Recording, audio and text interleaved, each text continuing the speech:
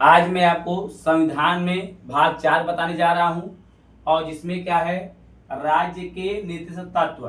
इसके विषय में जरा समझ देखिए। एक मौलिक अधिकार था, एक क्या नीतिश तत्व। मौलिक अधिकार क्या है कि देश में सबके लिए है। नीतिश तत्व क्या है कि यह राज्य सरकार अपने राज्य में चाहे तो करे या ना करे। बात समझा। इसके लिए आप संसद में कहीं नहीं जा सकते हैं। जैसे बिहार में भी टीचरों की भर्ती निकल रही है, तो क्या यूपी वाले जाके योगी जी से कह रहे तो आपका घर ना निकालत हुआ है। बिहार में शराबबंदी चल रही है, तो क्या बिहार वाले नीतीश कुमार जी से जाकर कह रहे हैं कि यूपी में शराब बिका तो तू का ना बिकावत हुआ है। एक तरह से ऐसे समझा। देखा, गांव का जो प्रधान नियम बनावत वो सबके लिए बनावत था। गांव का जो प्रधान नियम है वो सबके लिए बनावत था। उतारो कल मौलिक अधिकार। और जो हमारे घर में जो हमारा माई बाबू बने हैं, हमारा माई बाबू वो का जो नीतिश तत्व है। अब ओकर बाबू अगर के सीबीएसई बोर्ड में भेजत हैं, हमार बाबू हमें ना भेजत हैं, तो काम जाके प्रधान जी से कहब कि प्रधान जी हमार बाबू हमें सीबीएसई बोर्ड में ना भेजत हैं। वो भाग के शादी के लिए सरवा आसनी ओकर बाबू कुछ ना बोलन, तो का हमहू जाके अपने बाबू से कही बाबू मुँह भाग के शादी कैली, तब याद ही है। तो कुछ चीज पे देखा यह निश्चित तत्व है। एक बस ये जान रहे हैं कि राज्य सरकार चाहिए तो अपने राज्य में लगाई या न लगाई। बात समझत हुआ है। हमारे बाबू चाहे से बेसी पढ़ावे चाहे ना पढ़ावे, प्रधान जीवन कुछ ना कर सकता। चला हाँ, प्रधान जी बस कह ऐसे करबत अच्छा हुई। तब भाग 4 में कहा राज्य के निश्चित तत्व है। एक उल्लेख कहां से है? 36 से लेकर 51 तक। 36 से लेकर 51 तक। और ये कौने देश से लेवल गल है? आयरलैंड से। कहां से? आयरलैंड का। आयरलैंड का राजधानी कहा है? डबलिन। कहा है? डबलिन। चला तो सबके विषय में एक बार देखा, कोशिश करा कि कौन क्षेत्र में कहा हो। और देखा बार बार कहला तैयारी करत हुआ तो याद करे तो हुई, ना याद हो तो कोनो मतलब नहीं भेजा। देखा तो अनुच्छेद 36 में कहा राज्य की परिभाषा। कहा राज्य की परिभाषा। 37 में कहा न्यायालय नहीं जा सकते हैं, कि मतलब इसके खिलाफ आप कहीं सुप्रीम कोर्ट हाई कोर्ट ना जा सकते। वो जो अभी समझेली हम। 38 में कहा सामाजिक आर्थिक और राजनीतिक, मतलब हर राज्य को, हर राज्य सरकार को अपना सामाजिक हिस्सा बनाना चाहिए कि हर आदमी के सामाजिक आर्थिक और राजनीतिक सब तरह का न्याय मिलना चाहिए। 38 में कहा रहा सामाजिक आर्थिक और राजनीतिक न्याय की बात। 39 में कहा हो कि समान कार्य के लिए समान वेतन। ये नहीं तू औरत हो तो तुझे कम वेतन, ये आदमी अधिक वेतन। अगर समान कार्य करे चाहे जेल है, समान कार्य के लिए समान वेतन।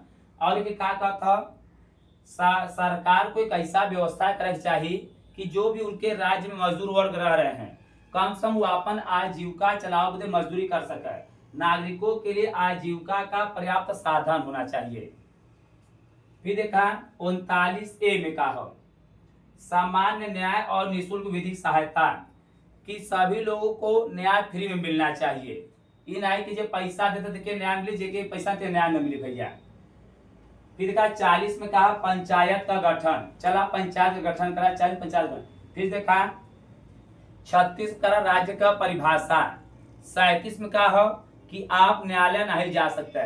38 में कहा सामाजिक आर्थिक और राजनीतिक तीनों प्रकार का न्याय मिलना चाहिए। 39 में कहा कि समान कार्य के लिए समान वेतन। फिर अगर 39A में कही निःशुल्क का मतलब काम लीजिए भैया कानूनी सहायता, निःशुल्क कानूनी सहायता। 40 में कहा पंचायत का गठन। 41 में कहा इससे सरकार के चाहिए कि कुछ दशा में, जैसे देखा क्या लिख रही, कुछ दशाओं में सरकारी सहायता, जैसे वृद्धा पेंशन, विधवा पेंशन। मान ला कोई आदमी बुजुर्ग हो गल, अब वो नहीं कर पावत बा, आजकल का लड़का मान ला अपने माई बाबू नहीं खिया पावत बा, कसम सरकार को उनके वृद्धा पेंशन देवे के चाहिए, क्योंकि अपने पेंशन से कमा खा ले। और जिससे किसी का आदमी मर गया है तो उसको विधवा पेंशन, विकलांगता पेंशन, मतलब सरकार के कुछ दशा में सरकारी सहायता देवे के चाहिए। ये केमन का गला अनुच्छेद 41 में, केमन भैया 41 में। तब पंचायत गठन 40 में। 41 में कहा कुछ दशाओं में सरकारी सहायता। 42 में कहा हो देखा एक तरह से नहीं दया वाली भावना हो।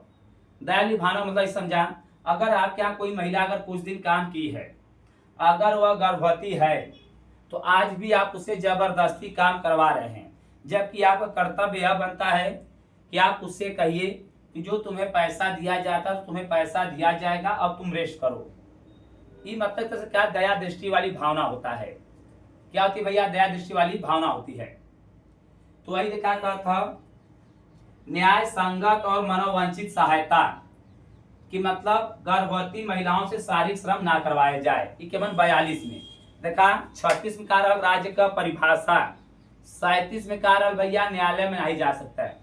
48 में देखा, 48 में कहा पढ़ेगा भैया आर्थिक सामाजिक और राजनीतिक सहायता मिलनी चाहिए। सॉरी, अनुच्छेद 36 कारण राज्य की परिभाषा। 37 में कारण क्या न्यायालय नहीं जा सकता है। 38 में आर्थिक और सामाजिक आर्थिक राजनीतिक सहायता मिलनी चाहिए। 39 में समान कार्य के लिए समान वेतन। 39 में निःशुल्क भैया क्या चाहिए? सहायता। 40 में ग्राम पंचायतों का गठन। 41 में क्या पड़ रहा है कि सरकार के कुछ दशा में सरकारी सहायता जो चाहिए। 42 में मनोवांछित कार्य मतलब गर्भवती महिलाओं से शारीरिक श्रम न कराया जाए। 43 में कहा निर्वाह योग्य मजदूरी, सरकार के इतना मजदूरी देवा के चाहिए तो सब अपन निर्वाह कर सका भैया। केमन भैया 43 में। 44 में कहा समान सिविल संहिता, समान सिविल संहिता 44 में। 45 में 6 वर्ष के बच्चों को जो देखभाल, जैसे आजकल लोग तमाम भैया इतवा से कुछ सुई लगा ला जो भैया कि मतलब 6 वर्ष के बच्चों को देखभाल भी सरकार के लिए सुविधा निकाले। फिर से एक बार समझा।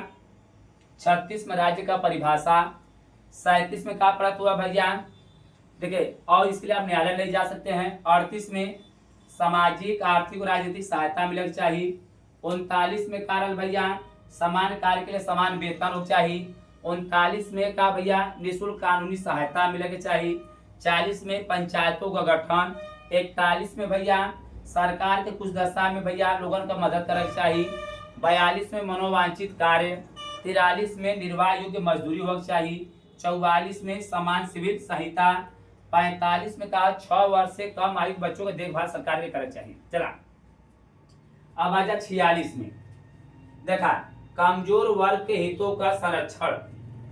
जो कमजोर वर्ग है इसे भैया जो कमजोर वर्ग है सरकार को उनके विषय में सोचना चाहिए। जो सरकारी आवास वास आ रहा है सब यही सब है ना, सरकारी आवास जो आ रहा है भाई, तो कमजोर वर्ग के हितों का संरक्षण केवल भैया आपका 46 में। 47 में राज्य सरकार के अपने राज्य के व्यक्तियों का पोषा आहार का भी ख्याल रखना चाहिए। शराबबंदी कराओ चाहिए।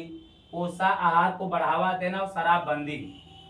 देखा 46 में कहा पढ़ा भैया। देखा 45 में कहा कि 6 वर्ष से कम बच्चों का देखभाल। 47 में कहा भैया देखा 45 का 6 वर्ष बच्चों का कम का देखभाल।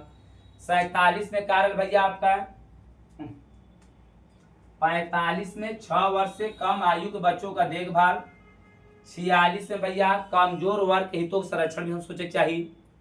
47 में देखा था भैया आपका पोषा आहार को बढ़ावा देना। क्या भैया पोषा आहार को बढ़ावा देना कि 47 को बढ़ावा देना। 48 में कृषि और पशुपालन को बढ़ावा देना। ताली बजाते कृषि और पशुपालन बढ़ावा देना। फिर 48 में पर्यावरण हो जाए। 49 में कहा भैया राष्ट्रीय स्मारकों का संरक्षण हो जाए। राष्ट्रीय स्मारकों संरक्षण किसमें हो जाए आपका 49 में। 50 में कहा कार्यपालिका और न्यायपालिका अलग अलग हो चाहिए। 51 में सरकार की अंतरराष्ट्रीय शांति अपने यहाँ बनाए रखना चाहिए भैया। फिर से देखा एक बार हम समझाओ तो समझा लोगन। 36 में बार बार इतना पढ़िए कि याद हो जाए। मैं बार बार कहता हूँ, अगर ना याद आता तो फिर पढ़ता हुआ याद करक हुई। 36 में राज्य का परिभाषा।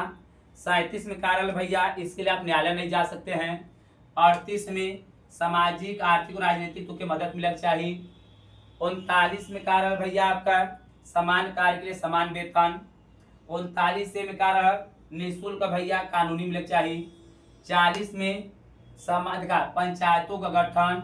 41 में कुछ दशाओं में सरकार के भैया आदमी की मदद करना चाहिए। 42 में मनोवांछित कार्य। 43 में निर्वाह योग्य मजदूरी।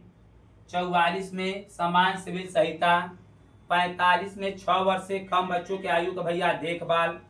46 में कार्य भैया आपका देखा 46 में आपको बताया गया भैया कमजोर वर्गों के हितों का संरक्षण।